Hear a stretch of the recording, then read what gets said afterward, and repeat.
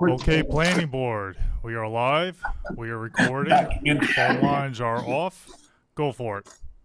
Thanks very much. Thank you, Matthew. Good evening and welcome to the Town of East Hampton Planning Board meeting for January 25th, 2023. The agenda, which you may have found online, has been somewhat reduced tonight. We will only have one matter on for work session, which is a subdivision review, 395 Panago Road, affordable housing. And then we'll have a few regular meeting matters. The application that had been on for Egypt Lane, sub-waiver application for Egypt Lane is going to be on a later date because there were some legal requirements that needed to be met, which haven't been met. And the town attorney's office is working on that right now. Also, here's the adjournment request. Which no, I'm just curious about the other. Yeah, the other one, which is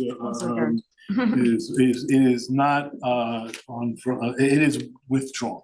Yes. That application has been formally withdrawn, and yes, as it should be. And yeah, well, there were a number of extensions granted, and finally.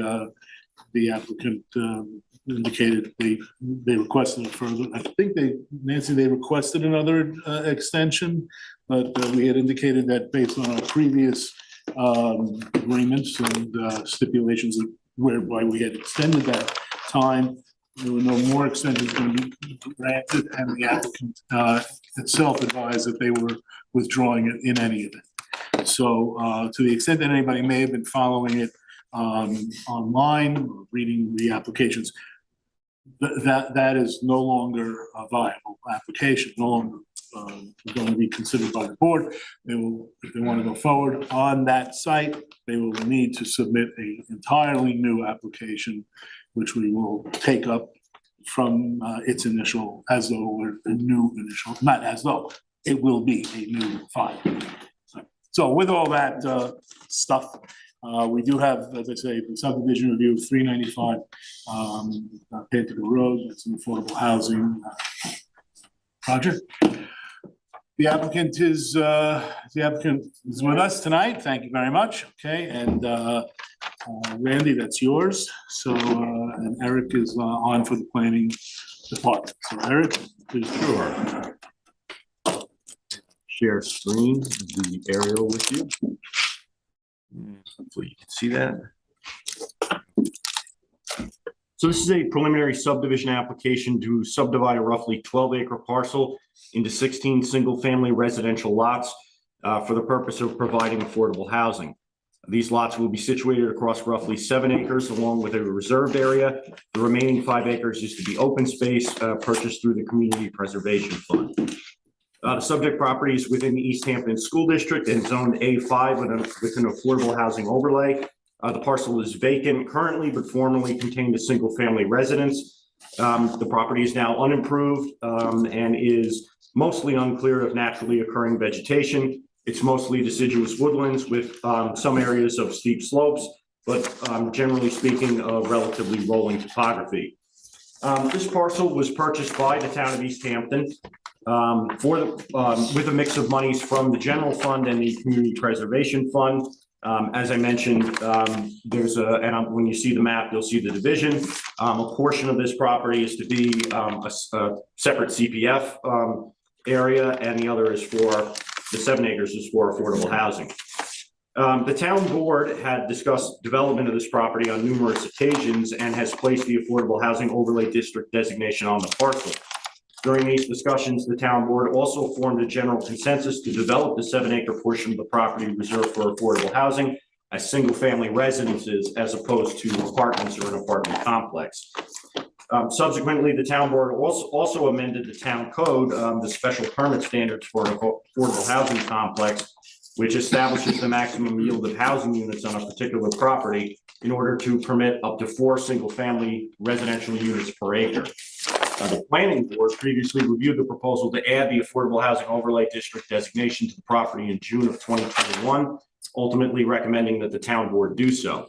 The planning board also reviewed some of the general concepts for the subdivision, limitations on house size, the general layout, in June of 2022.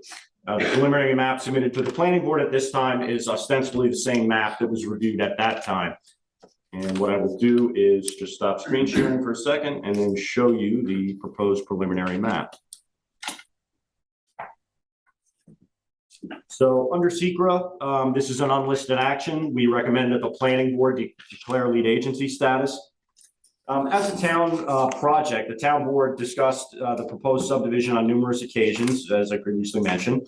One point of discussion has been how to limit future expansion of improvements on each lot to help maintain their relative affordability moving forward. It is the intention of the town board to enforce any conditions through terms in the lease agreement with future homeowners. A copy of the draft lease agreement had been submitted to the planning board. Since then, the Office of Housing and Community Development has submitted a more detailed list. There are representatives from that department here tonight, Francis Bach and Linda Norris, and they'll, I'm sure, be happy to go through those restrictions with you. So the lots are proposed to be relatively small in size, between roughly 1/4 and 1/3 of an acre each, although the sizes do vary. And if I zoom in a little bit, hopefully that'll help you see. And again, you can see the CPF reserved area with the flag strip mainly in the rear and the development of the remaining 7 acres to the front. If you look at each lot, you'll see that there's a square footage measurement accompanying that. So basically, these are relatively small lots, and this leaves a relatively small building envelope for future residences and associated structures. We've also received a version of the preliminary map, and I will zoom in, that has topography, but also you can see these rectangles here, which are hypothetical 30-foot by 50-foot footprint residences, or 1,500 square feet. Basically, this is just to demonstrate that a home of that size could fit on each lot. However, again, related to the issue of maintaining affordability moving forward, the town board had stated that it intends to limit gross floor area of future residences to either 9% or 10% of lot area, as opposed to the current code limitation, which would be 10% of lot area plus 1,600 square feet. The resultant maximum gross floor areas is illustrated in the memorandum that you have.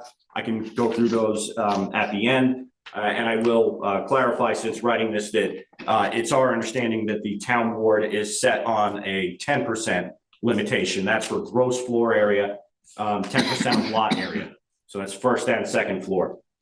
The planning board will be provided with an updated copy of the draft lease agreement.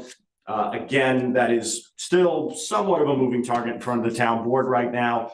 But, you know, they've already discussed limitations that they want to have. Among limiting the GFA to 10% is also prohibiting pools and playing courts. Again, I believe the Office of Housing and Community Development will get into that in more detail. So an application has been made to the Suffolk County Department of Health Services, as it would have to be with any preliminary subdivision. That agency, involved agency under SECRA, has submitted comments, preliminary comments, and has offered some changes to the documents and additional information that they need. They've stated that they'll require a minimum of 3 test holes throughout the site. We do have a map. It's basically, you know, there's no special locations here. It's basically just going, you know, at a certain interval throughout the area of development. But so the town will have to obtain that information from the health department. That's also standard information on a preliminary subdivision map to the planning board. Once it's obtained, it will be added to the map.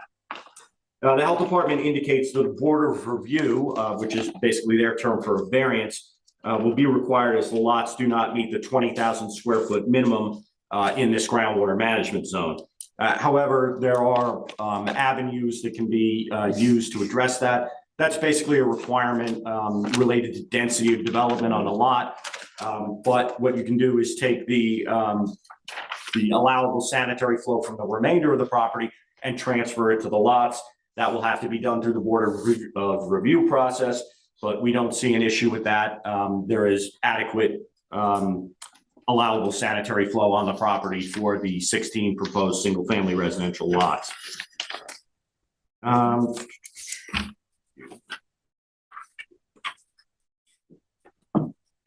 So again, I guess I'll go to the main preliminary map and zoom out just a little bit, just to get back to the concept of the, well, you can see on the map here, it says CPF reserved area.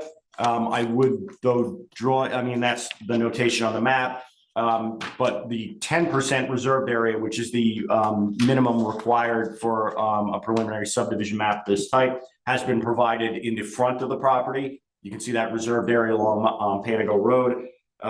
That is a 100-foot wide, at least in all areas, 100-foot in depth, I should say, reserved area.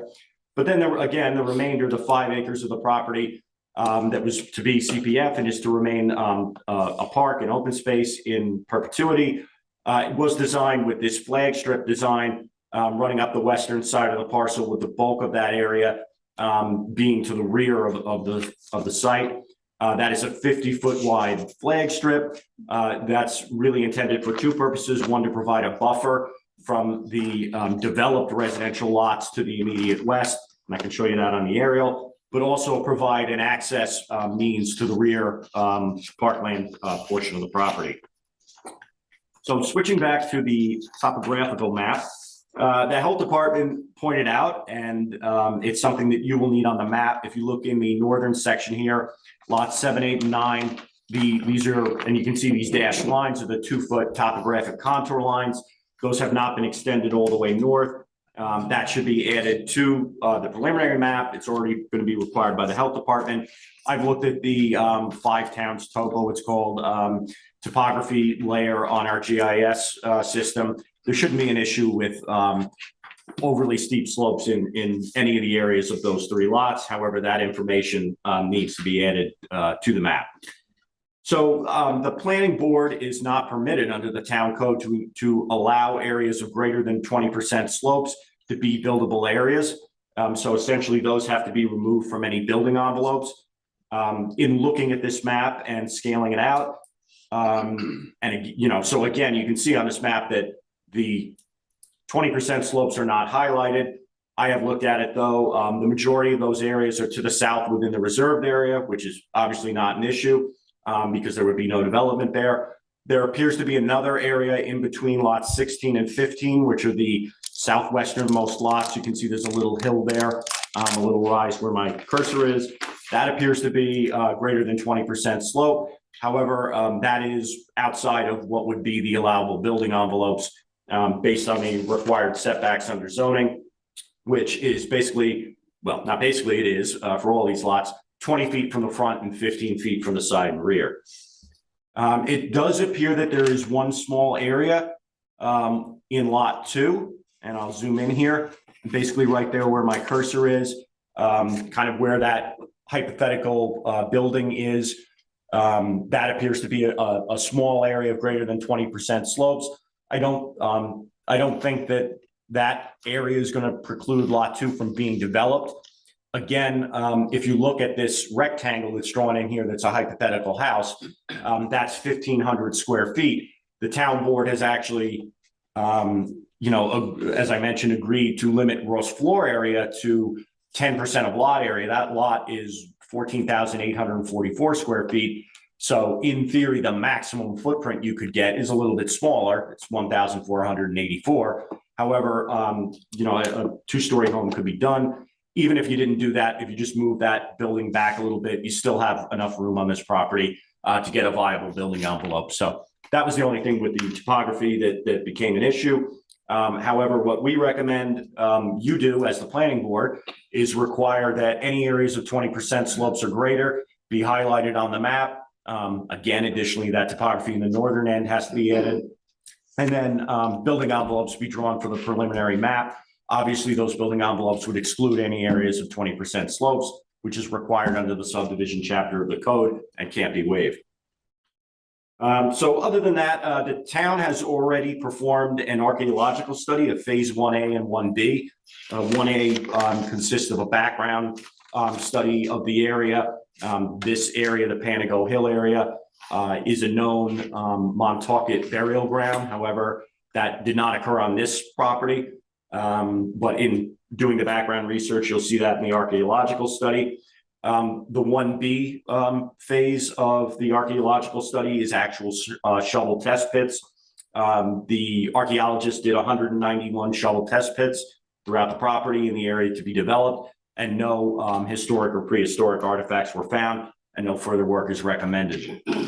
So basically, in conclusion, the application is incomplete pending the resolution of these issues and submission of the required and revised items. It appears that some map revisions are required to assess the impacts of topography on the building envelope locations of at least one lot. However, the map is ostensibly the same as that which was previously reviewed by the planning board.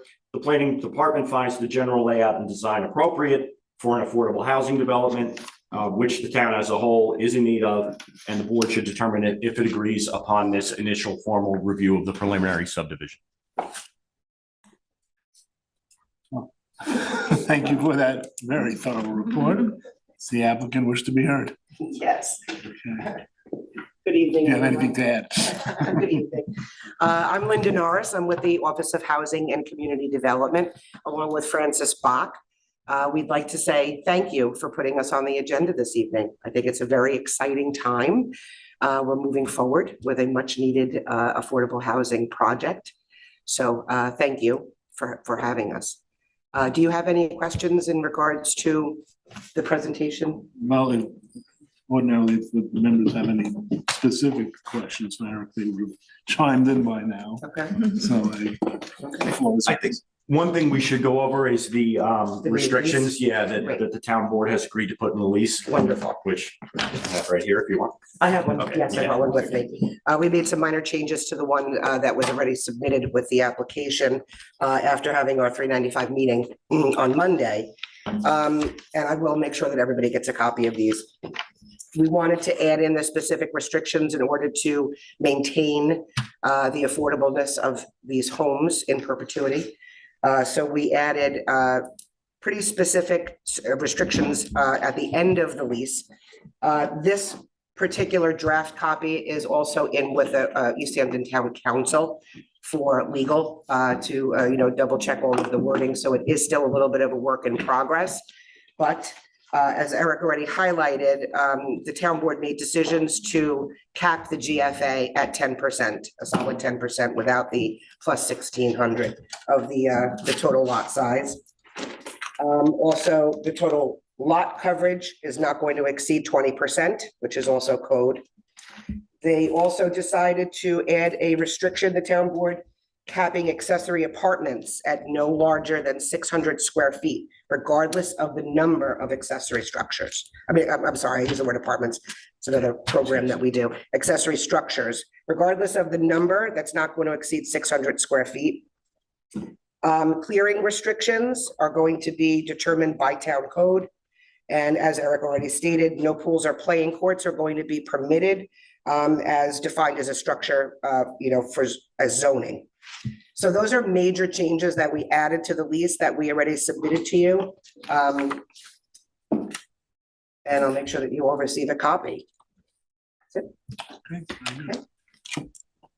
So that these lots can have an additional 600 square foot structure aside from the house, is that what you're Correct. saying? They Well, can. they garage. can. Yeah, Normally, they'd be able to have as many as those Shed. they wanted, Yeah, and they're limited to one. But it's still 10%. Correct. Cap. It still has to Has be to a stay 10%. under the 10%. Yeah. Correct. Right. So It's effectively gonna, so how? But that's for the many of residents, these- to be clear, right? No, it's for everything. You just, right? The I think it's a GFA, residence plus an accessory. no, the GFA is going to include an accessory structure. Yeah. It's capped at 10%. So if they decide to build a smaller home, then they can have an accessory structure up to 600 square feet. and Yeah, they- I'm It doesn't actually- seem like, but, seems like it's awfully small. I mean, according to the numbers, some of the residents. Well, the GFA is habitable, so you're correct, Okay. right? If it was an accessory apartment, it would have to be capped at the 600, at the GFA. Sheds and garage. Correct, which would be that would not be part of the GFA. That would be part of the lot size, correct? a shed. You can't have a detached accessory structure on these lots. You can. can. So what lot coverage, percentage are we talking about in that case then? The total lot coverage is going to be capped at. Yeah, would you like me to 20. go over it just because we had some back and Sure. forth about terms and because these are kind of The planning lingo, terms, you know what I yes. mean? So effectively, that would, So- if somebody would build a maximum 600 square Let's foot see, on any of these. Eric, go ahead. Yeah, I'm sorry. Better for you than. I just wanted, I think there's been a little bit of conflict of terms here. My understanding, and again, the town board, you know, these are kind of self-imposed restrictions that the town board has agreed upon at various work sessions. It may change, but it seemed like the last time we presented this, there was a pretty good consensus on these restrictions. Basically, so I just want to clarify because I think it was stated incorrectly. My understanding of what the town board agreed to was capping the gross floor area of the residence. So we're only talking about the principal structure at 10% of the lot area. But then accessory structures, I believe, were going to be capped at a total of 600 square feet. So in other words, if someone wanted to build a couple of small sheds, they could, if they can fit it within the building envelope. Obviously, these are pretty small lots. And that's kind of the intention here. Keep them small, keep them affordable, and limit the, you know, potential for, you know, huge additions and things that in the future are going to make them, you know, go outside of the reign of, you know, the area of affordability. So I just want to clarify the self-imposed, again, by the town board restrictions through the lease would be the home itself limited, the gross floor area, first and second story at 10%, but then you can have multiple accessory structures, but the total aggregate area of accessory structures can't exceed 600 square feet, which right now under the town code, you're technically, if you stay within building coverage, you're technically permitted as many accessory structures, each up to 600 square feet as you could, you know, fit on the property based on that percentage that's allowed. So how many of those lots can have a 1,500 square foot principal house and a 600 square foot accessory structure? All of them, fitting a 600 square foot, that's, well, I will say, we'll know that kind of for sure when they add, when building envelopes are added here, because you'll see the square in the area that's available. But one thing, I guess what I'll do, and this will help answer that question. Yeah, that chart that I have there, I'll show you that right now. Yeah, show us Because that'll show you show us what the column. Because the lots from which vary the in size. 600 will be So reduced. this house can only be 1,200 square feet, you know what I'm saying, like this. So what does that do to the other three columns of maximum building coverage, maximum total lot coverage, maximum gross floor area? Well, that gross floor. Just give me 1 second, just because I want to. The second to last column is really irrelevant. Town board overriding that. So the 1,200 square foot house can cover up to 2,400, so they can definitely have a 600 square foot Right. Yeah, shed. You know if what I'm saying, like, setbacks so allow, that's right? all it Well, is. that's It's assuming under 20, setbacks it's and under building 20%. Right. Yeah. So yeah, effectively. if you wanted to do a 600 square foot accessory structure on one of these lots, you'd really be kind of cramming it in. Yeah. So I think the idea here was to limit, you know, you could have multiple, but we're going to cap it at 600, which is what the code is right now for one. So you could have a couple of smaller sheds that are, you know, on either side of the property, maybe a small detached garage, something like that. But basically the just physical dimensional limitations of these lots, you're not going to see any substantially sized accessory structure. But the question I had is this, you have maximum building coverage of 20% of the lot area. And in each and every case, if you take that number and subtract 600, it's assuming somebody goes that big. In all cases, they're still going to be able to have the 10% GFA as reflected in the last column. Yes. So nobody's going, and again, that's assuming that building envelopes and setbacks are all met in each case. Yep. So nobody is going to be deprived of the full-size house that's contemplated if they do the full-size accessory structure. Yes. Fair enough. Looks like there's room in every case if they can fit. Well, yeah, I mean, you know. It's a setback, so Yeah, I think, that are an exactly. issue. Yeah, that could happen. Some of the slopes that are at issue might prevent that. So, okay, all right. I have a question for yes. you. I'm just curious about this. So is the idea here that the property will be leased to It's a 99-year ground lease. 99-year lease, but and then in that case is the person to whom the lease is granted going to build their own house? Does the town have some, so they're going to Correct. take this on themselves, design it, build it, the whole? Yeah, our thought process is with the RFP is to have at least three contractors, Two. I believe two. two, and give us several models, between 5 and 7 models for the Oh. buyers to choose from. And then they will be able to choose who they work with and the designs that they. All right, so there's a limited number of sort of pre-vetted designs that they'll be able to choose from. Correct. I have a question. So with regard to the clause in the lease, if the owner of the house decides to sell it, the town has the right to buy the house at either cost or fair market value, whichever is lower, I believe. Is It's that the how it consumer works? price index at the time that they request to sell compared to the time that they purchased it, or market value, the lesser of the two. Cost plus the inflation rate. Correct.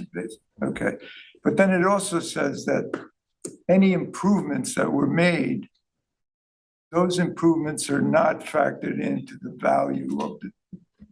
That's correct. the They get house. to enjoy those improvements that they've made while they live there, but they will not be recaptured at the time of resale. Okay, so what kind of improvements? So this accessory structures that we've been talking about, that would not be an improvement that is not considered in the value of the house, or is it considered in the value of the house? It's not the way it's worded.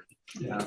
There's That's no my question. incentive to build extra buildings. So if Well, you unless build you a want to put something garage, under a roof, what?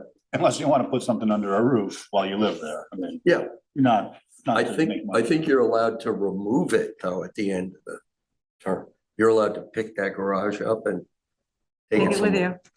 you. The sheds you can take with you. I've moved sheds around. Yeah, Quite an improvement. yeah, as Francis Bach was just saying, it sounds like we might have to address that in the lease, which is, still under review, so I can make a note of that for. Yeah, that's a good point. So that could be sold by the prior owner to be Right. and make money Right. on that sale because they built it, they put it there. And if the person who's purchasing it doesn't want it, then the person who's selling it can take it with them or burn it. So that's not the issue. The issue is, I think they're worried about somebody doing something extra that makes the land very valuable and it ruins the. But the point. land isn't, when the sales happen, they're not purchasing land, are they? There's a 99-year lease. Correct. So that's the ownership of that land is gonna remain with Yeah, the town. So the only thing that's actually being sold is a physical structure. right. So, And the town is gonna be probably the buyer.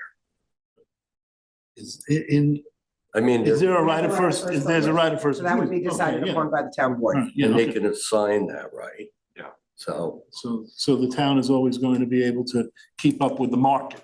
Correct. As it will be in X number of years when the structure is sold. Right. And now the question for you is, well, how are you gonna treat the additional structure, the 600 square foot structure?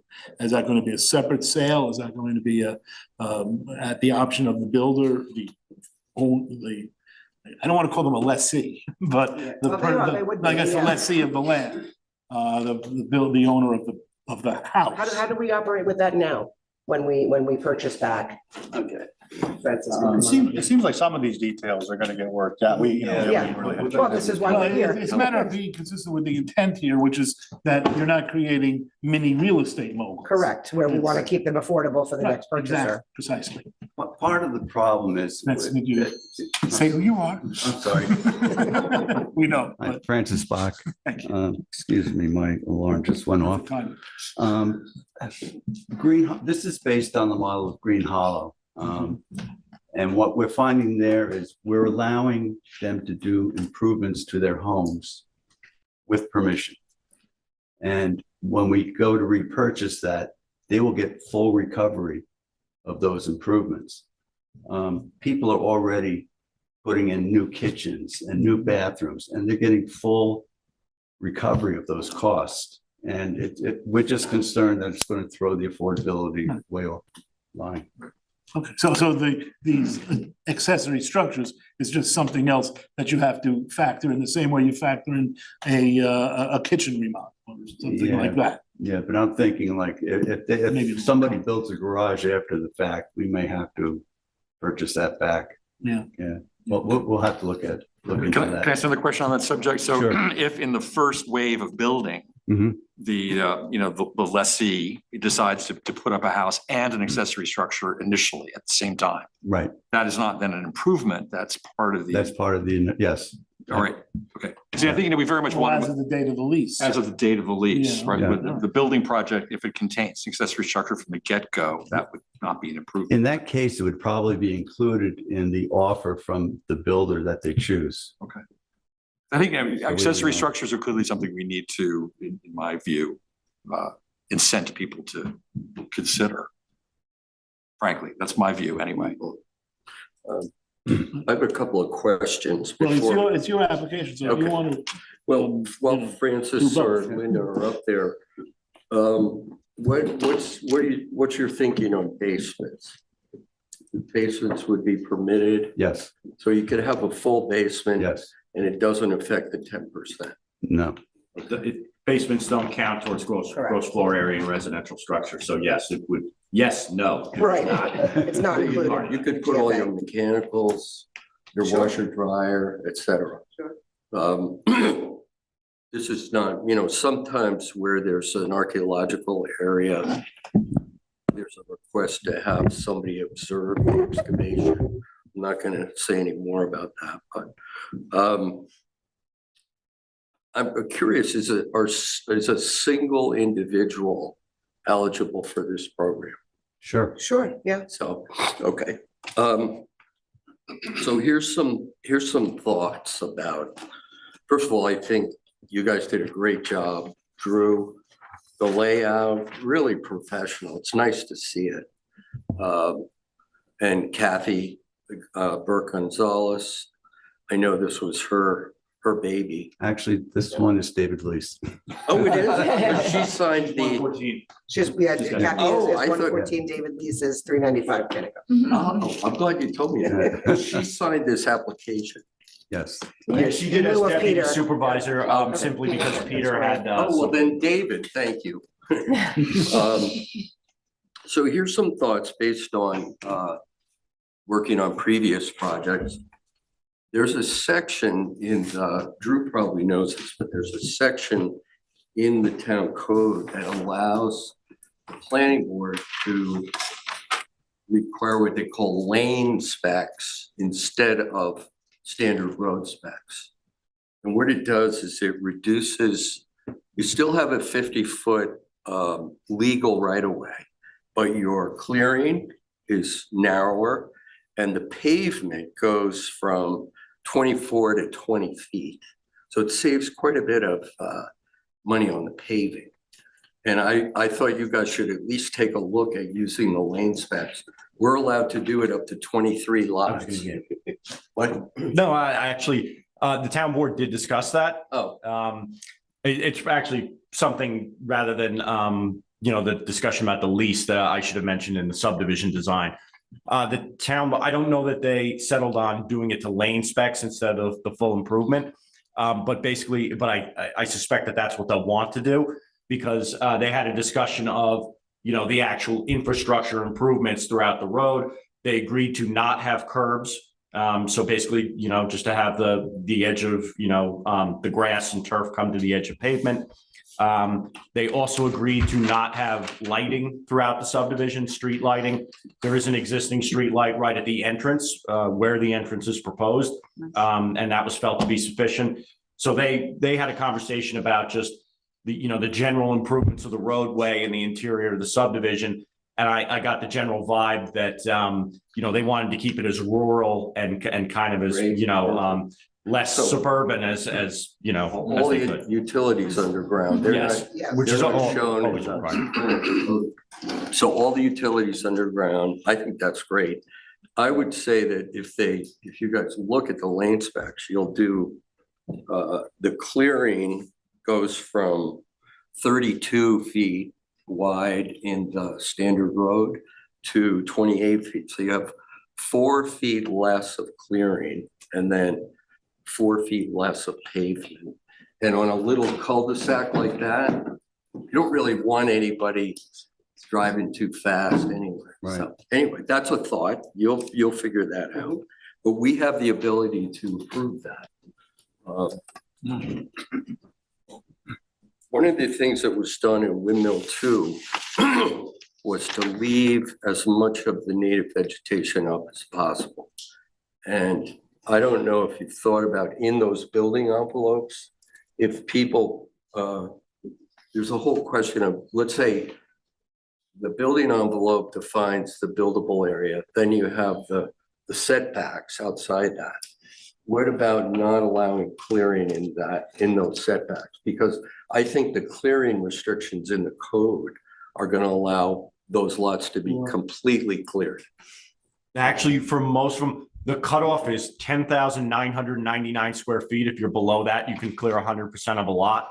Once you're above that, well, there's a calculation, but effectively for these lots, it's 75%. 75% would be allowed to be cleared, 25% would have to remain uncleared.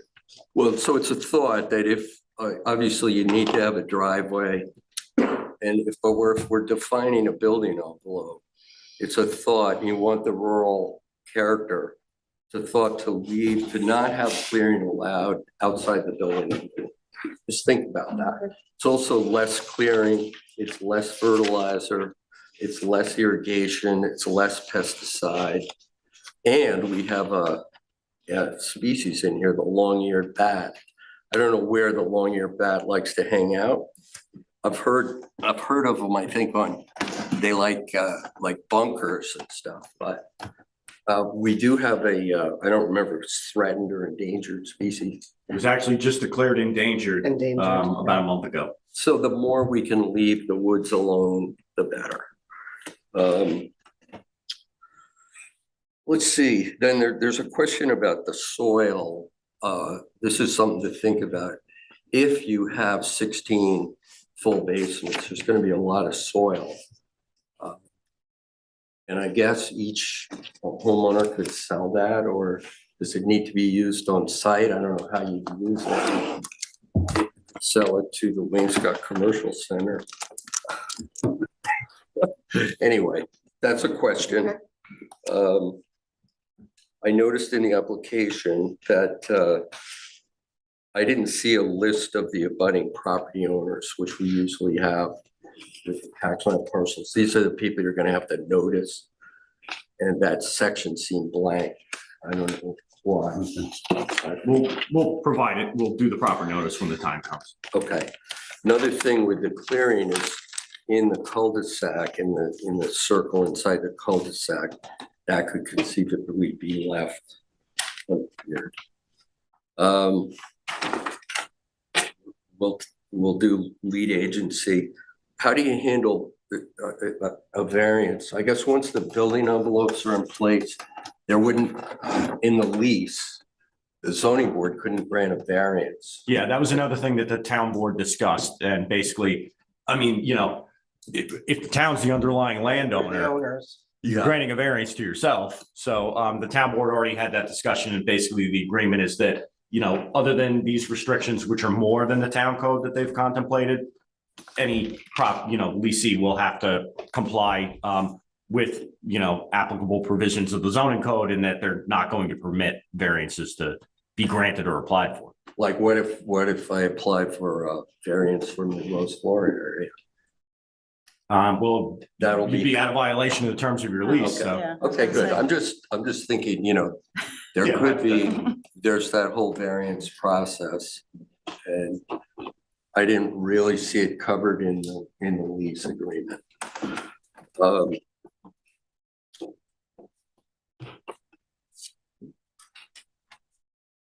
Let's see, otherwise the department has some good stuff. All the questions are in there. Right now.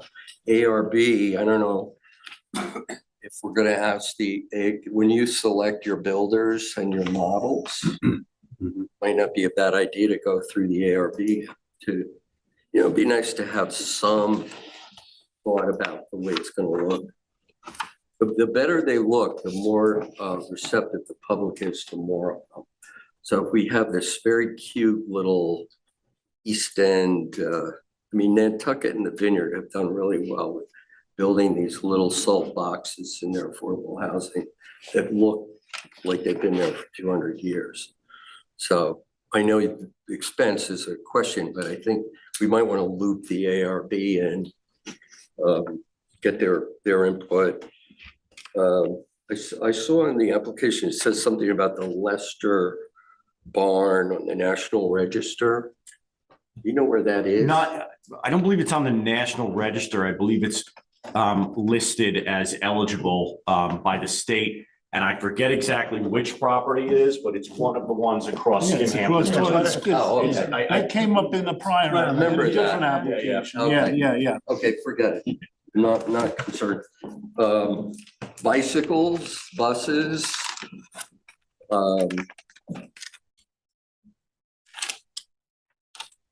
One of the attractive features of this is that it's on 27, so you've got Yeah, the very accessible. ability for buses. I think that's it. I mean, I'm really happy to see this before us, and anything we can do to expedite, Wonderful. we'll take lead agency. You want to make that motion? I'll make the motion, we assume lead agency. Second? Second. All those in favor? Aye. 7-0. Motion. Bring us Sag Harbor now. I'll run through the question. Yeah, go ahead. Sorry, We're getting very close to that one. Francis, one other thing, I misspoke, I used the wrong nomenclature earlier when I was speaking about accessory structures. What I was driving toward is if someone can fit a 600 square foot accessory structure, I'm not familiar enough with the affordable housing unit guidelines to know if a lot of this size it would be permissible to have one, but if you can fit one, could it be used for that purpose? You're talking Yeah. about That's really what I was driving apartment, about a habitable, Yes. not a garage, but a. Yes, Well, yes. but Well, I- it could be a separate But structure. you don't mean an apartment. A 'cause tiny that- house. That changes everything. Or it's a Well, I'm detached- asking that, yeah. Will it be? Does it allowed to- change everything? The town board had that discussion and agreed that they were not going to be permitting that. Yeah. Is my understanding. I mean, This increase density, it's gonna increase. Yeah. population. Right. The town board already made the Well, town board already made the code change to permit, 4 single family residences per acre, thereby increasing the density that's allowed in an affordable housing subdivision of this type. So in their discussions, they agreed that they were not going to be permitted to also have an accessory right, that's- affordable that's- apartment. Okay, all right, so it was discussed and. Yeah. Yes. So no apartment within or without the No. house. That might be was my something that understanding. we would put into the lease so for the change is discussion really also. regarding those structures. Is there a discussion of plumbing in that? That the accessory structure might have plumbing, or is that? We haven't had Strictly- that Oh, Unless it's discussion. an artist. Well, They're that's. not allowed to. Yeah, they're not allowed That's to. that's what I'm. Yeah. Yeah, the only situations where you would be, Like a storage. It's gonna be like any other situation. accessory structure. You can have power, you can have yeah. power. But it would be a Yeah. garage or a shed or something. That- that's really all we Okay, no, that was really my Are we question. super worried about the accessory structures though? Well, no, that is raising. No, the issue about- the only concern I have was, to clarify this, could they be used as Right. affordable I housing? think unit? what I threw everyone off when I used the word accessory apartment, when I just said accessory structure. It's one of our other programs. Well, I used the wrong we nomenclature clawed too. back on that. But I think we now know what my question was, and the answer is the town board has considered it and no. And the Correct. answer is That's my understanding.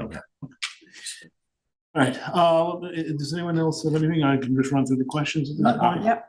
Definitely, yeah. Go. I think, one thing, I support the application for sure. Affordable housing, but I wonder if, and you guys have already probably thought through this, so if it's a stupid comment that, I apologize. But maybe instead of 10%, limited to just 1,500 square feet across the board, because I'm hearing you say 4 or 5 different models. And you'll see there's a string of houses that are all sort of the same.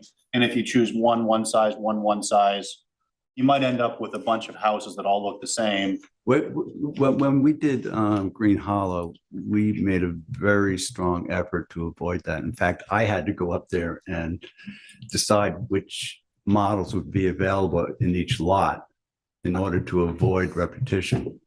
Well, however you want to do it, it just seems to me that since you're already being more restrictive than the town code by like half, that it wouldn't be so wild to pick a number so that all the lots are sort of equitable, and whatever choices you have, it just seems to make that puzzle. You, like I said, you probably thought through it, but just a concept, because again, it's not like granting somebody extra beyond the code. It's still like much, much less, and it might make for a smoother development with more opportunity. I also, I mean, the largest lot to the smallest lot, it's like 70% bigger. Yeah, but there's So- only one that's at 17,000. I understand. I'm just saying that 10,000. like. The rest are all 14,000, give or take. Well, one is barely, is barely over 1,000. I live in a pretty small house, and that's a small house. And Yeah. maybe that's okay, but For a currently they single would be person. allowed, more than double that. So even if you just take the comment and do whatever you want, bigger. and I'll support it. It's bigger than a car. And I'm pretty sure there's something in the code that we're not allowed to live in cars. I'm not seeing that. People do it. Well, the Golden Gross Square area, the largest Number house is 10. 1768, yeah. and the Number smallest 10 is is- 1082. Number 10 is 1,082. And Versus then lot number, 7. Yeah, lot 7 is the 17. largest, but that Yeah. area does include the flag strip. Yeah, most of them are 1,400 13, 14, 15. Well, if you decide that something is gained by limiting No, I think one it's- I to think it's a be good much smaller, suggestion. then, okay. think it's a I good just suggestion. seems like something to consider. Maybe it already has been. The accessory structures, I think you work it out how you will. I don't want to discourage somebody from having a shed or something. Randy, to your clearing comment, I understand what you're saying about the building lot, but practically speaking, building lot, you might have a house right up to the edge. Mhm. So that language would be very important because you can't have a tree on the house. You know what I mean? You have to have room around the house. Right. I think it's a tricky conversation, so just be careful if you pursue it how you word it. Obviously, we need to see the slopes. Lane specs too, I think whatever you want to do, but normally we don't advocate for that type of thing. I think because of safety, no lights, smaller road. I'm not saying that I would be opposed to it necessarily, but is it going to be our policy to then advocate for lane specs in any sort of smaller subdivision? Maybe, but then our code. That's why it's in there. I think Randy's trying to achieve an aesthetic also. Aesthetic and it's cheaper. By quite a bit. That's all. Less But yeah, I think drainage. I think it's great. Thanks. Thank you. Anyone else? I forgot one thing. I forgot, that there's a section where there's a couple of lots that are along the neighborhood business building there. Mhm. And I wondered if we should look at some screening in there. We talked about that last. Yeah, it's with that, We have as well. Our working group has talked about that. I don't know if we should require, but maybe we should require some evergreen. Well, when you come back next time, because I do know that was raised last time. Yeah, Maybe we've been come up struggling some, with that. Some enhanced screening there. Because again, one house after the other. And they have lights on. I mean, I don't know if that building was built with the new dark sky lighting or not, but. I didn't finish my comments. Go Go ahead. ahead. Go ahead. Just 3 quick things. I want to throw my weight behind the suggestions that have been made around involving the ARB. I think that's really important. The screening idea I was going to bring up as well on the eastern side. Yeah.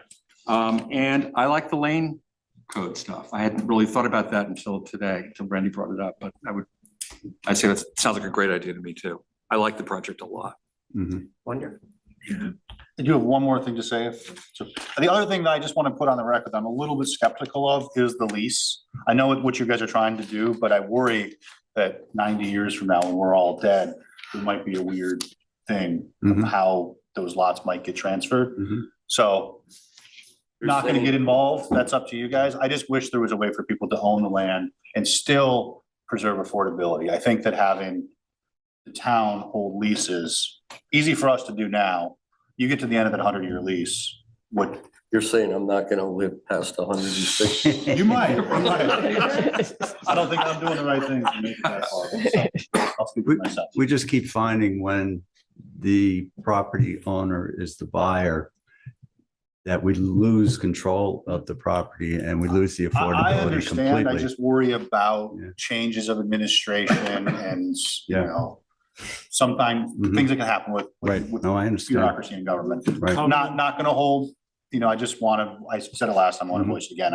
I wish that there was a way to Yeah. conserve affordability, but still have home ownership. There's a right to renew, right? There's a right to renew. We assume so. Yeah, because I'll say this, having been Forever. involved in, I don't know, but I recall a right to renew in the initial. But having observed this affordable housing, I completely get why they've ended up here. And it's one of the, it's a trend nationally that you keep the land in common public or not-for-profit ownership to get that out of the appreciation factor. It's I know you talked about it last time, just need to be reminded. It's one single 100-year lease, or is it like as each property is sold, a new 100-year lease? That's what they is said last created? time. It's the That's what they latter. said last It's time. the latter, right? Yes. So if Yes. somebody owns the house for 20 years, They get a new the one. lease then terminates and the new owner comes in With a new lease. new 100-year lease. So effectively, what that means, because you're gonna set a new price once you have a new 100-year lease. And if the value of your property triples in that time period, Mhm. then that's gonna be reflected in the house, in the sale price Mhm. on the house. Am I Right. incorrect? Or that's- Yeah. Well, it's key to the. It's gonna be keyed down. Consumer It's price. gonna, Yeah, absolutely. right, Yeah. it's gonna be keyed down, and you're not gonna have a situation where it's gonna be effectively, a fair market. It's not gonna be a fair market price. It's going No. to ratchet slowly according to the CPI. So Right. The next I get it. buyer is buying the structure. That's pretty right, much is that, it. yeah, no, So- no, that's fine. And if the homes are transferred, down lineage or through spouses, all of those covenants and restrictions run with the title. So they will continue.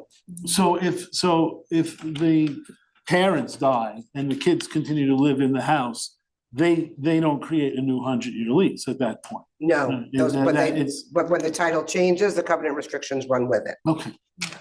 It's nice that you I got think- that family member Yeah, it happens a lot.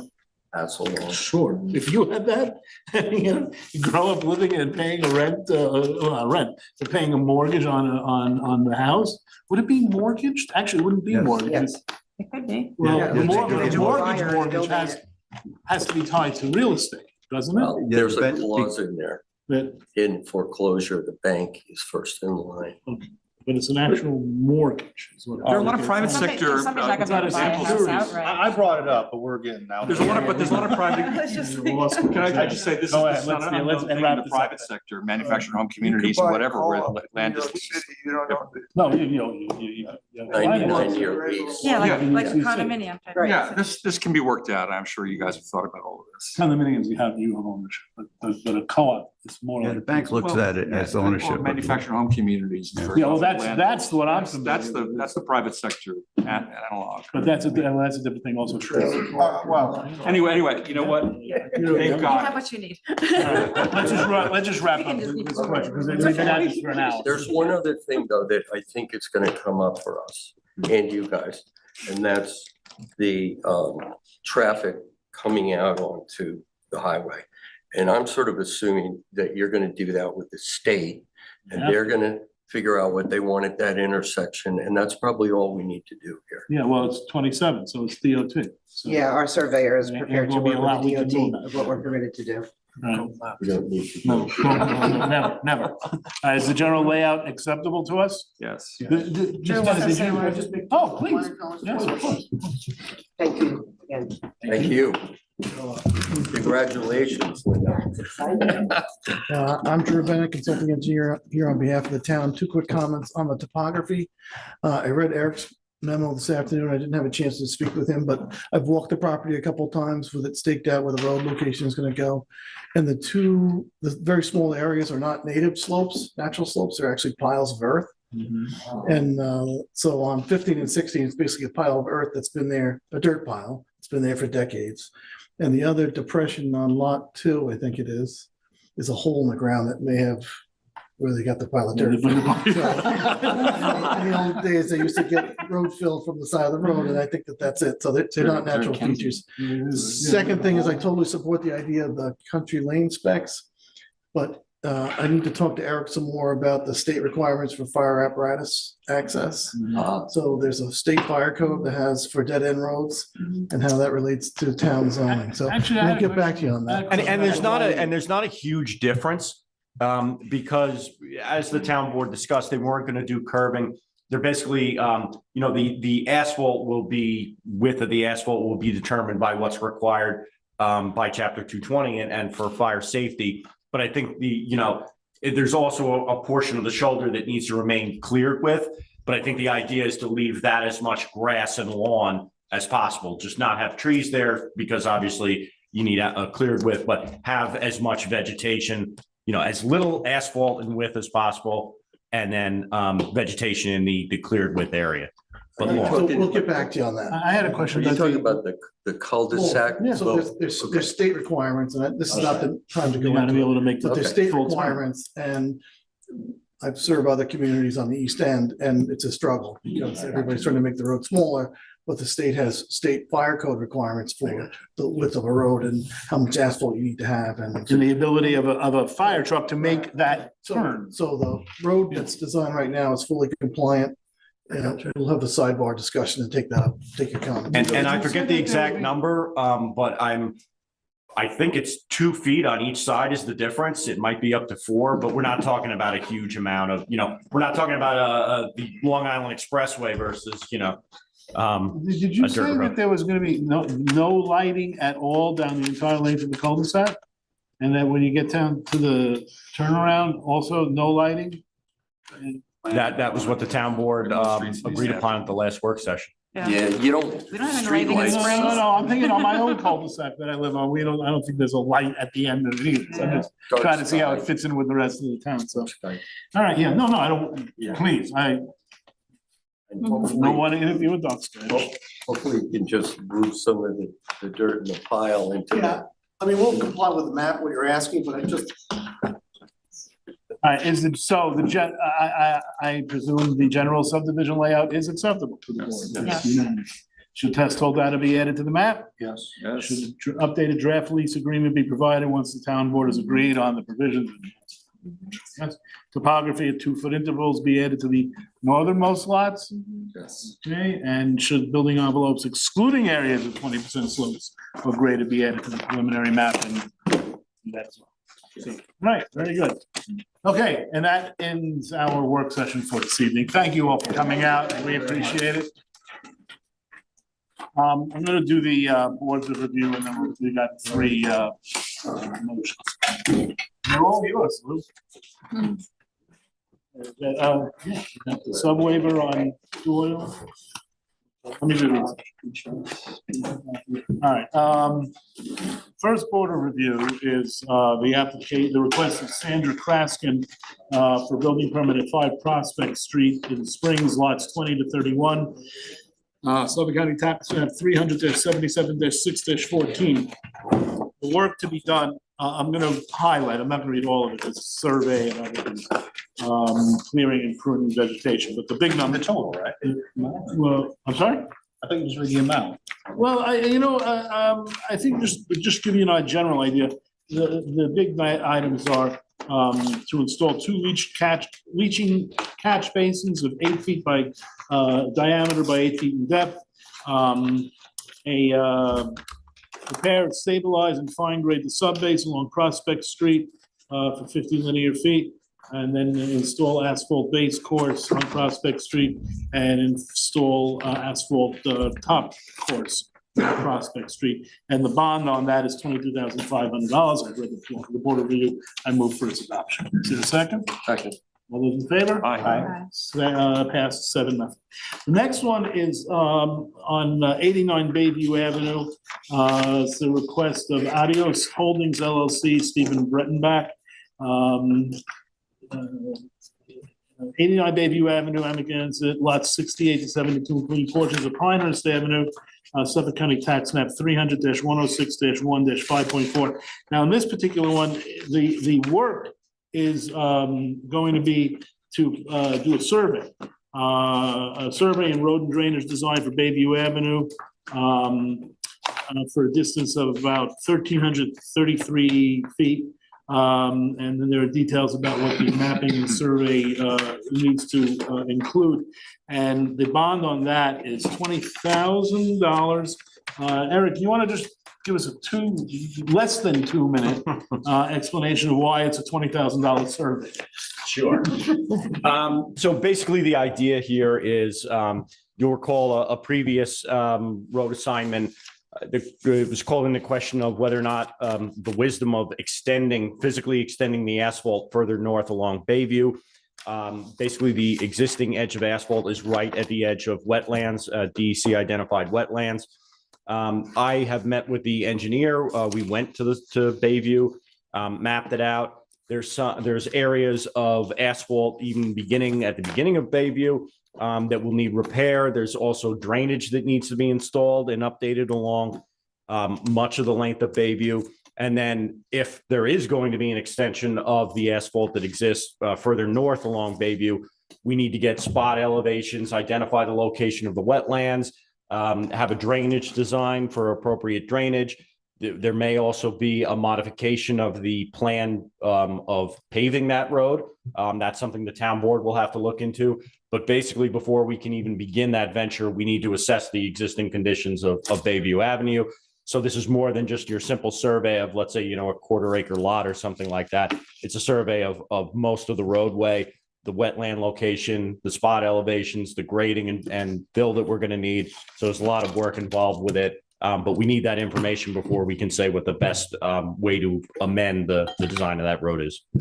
Hence a $20,000 bond on a survey. And Eric, any of that work could require DEC and RSB. Yeah. Well, the surveying work won't. And that's exactly why, rather than doing a standard road assignment where, the engineer could have just looked at the UR map and said, everybody else, right, just continue the asphalt. We basically took a pause on doing that for now because we don't want to impact the wetlands. I've been in conversations with the town engineer. I've also been in conversations with Kevin Jennings of the DEC. So we're looking to come up with a better plan for the future improvement of the rest of Bayview. And the first step is getting information about what's there. I think you're doing the exact right thing. In this particular one, it's an environmentally sensitive area. So Let's approve that board So review. is there, I move for its approval. Is there a second? I second. You want, all those in favor? Aye. Any opposed? Pass 7-0. And the last one is a more customary one. This is the request of 15 8th Street LLC, Jorge Cruz, if it's George, I apologize.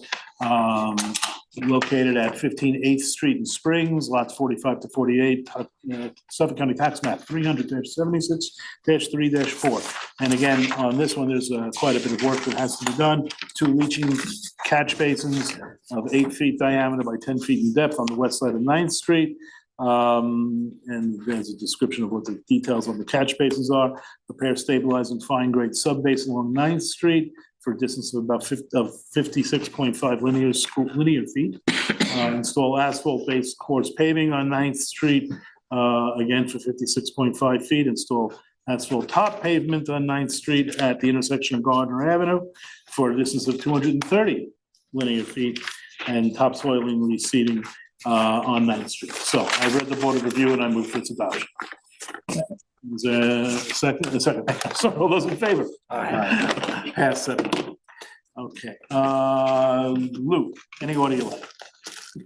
In the matter of the application of map of Kathleen Dodge minor subdivision, Suffolk County Tax Map number 300-144-1-1-1-84. Notice of scheduled public hearing. A public hearing is hereby scheduled to be held at Town Hall 159 Tantago Road, East Hampton on Wednesday, February 15th, 2023 at 7 p.m. or as soon thereafter as this matter may be heard to consider the said application. The public hearing will be held live and in person by the planning board and will be available electronically by video and teleconferencing. Televised on local TV, LTV channel 22, and available for live stream on the LTV website, www.ltveh.org. The public shall be permitted to appear in person, but may also provide comments on the matter being heard by phone 351-888-6331. I move for a motion to schedule the public hearing. Is there a second? Second. All those in favor? Aye. Any opposed? Pass 7-0. In the matter of the application of Montauk Beach House, third, site plan, Suffolk County tax map number 300-49-4-52.7. I have read the resolution for site plan approval, and I move for its adoption. Is there a second? Second. All those in favor? Aye. Aye. We're late in the queue. Any opposed? Pass 7-0. In the And matter of finally, the application of Pete's Garden Center and Service Commercial Site Plan, Suffolk County Tax Map number 300-49-1-13.3. I have read the resolution for site plan approval, and I move for its adoption. is there a second? All those in favor? Aye. Any opposed? Pass 7-0. All right, No before hesitation. we make that final motion, which I know we all want to make. Next week, we have our meeting, our last meeting before the Wayne Scott Commercial Center public hearing, and we're going to have counsel here to answer any questions. This is not going to be an attorney-client thing. It's going to be on the record so that everybody can hear the instructions of counsel and the discussion that board members may wish to have with counsel at that meeting. Okay, open. It's gonna be open. It's not gonna be, it's so that, well, for one thing, it doesn't qualify because it's not like it is a litigated matter or something that we need to have attorney-client confidentiality, but also this will afford greater transparency of the entire process for the public to understand what it is that we as a board are going to be hearing, quite literally, the following week on February 8th. So, And that is set for the two sessions that we talked about. yeah, we're gonna do it. I think, I was checking before, it's 3 PM is the start. Correct, right. Because I think there was a 3 p.m. report in the press. 3 to it's at 2 p.m. 5:30. It's gonna be 2 sessions, and we'll go over in greater detail.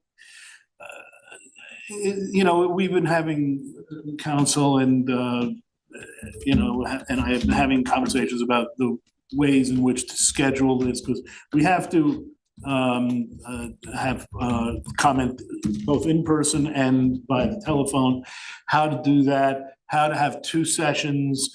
And there was at the last meeting, I think it was the last meeting, there was a public comment about how accommodating the potential for scientific or expert evidence or testimony, I should say evidence, testimony. And my concern is that not get in the way of the public making comments, which, if we follow the usual pattern of 3 minutes each. So what I don't want to do is I don't want folks who have comments that aren't of a technical nature, require more than 3 minutes to have to wait. And we're talking about back-ending, if that's the word, just putting it in, the longer, but accommodating the necessity of scientists or experts who want to speak for more than 3 or need to speak for more than 3 minutes. But again, we'll go through all that and have a final menu next week's meeting. Good. Anything else? To adjourn. Is there a second? Any opposed? Oh, all those in favor? Yeah, any opposed? Pass.